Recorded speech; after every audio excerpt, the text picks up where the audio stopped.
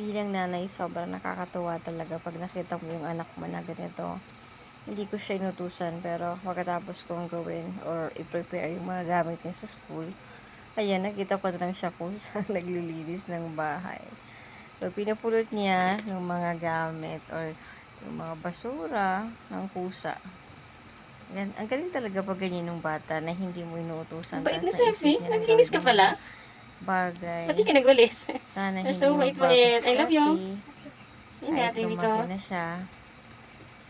Galing Tapos bait-bait sabi ng ko nga selfie gumamit ko. siya ng walis kasi hindi yung I pinupulot-pulot love niya you. lang yung mga dumi.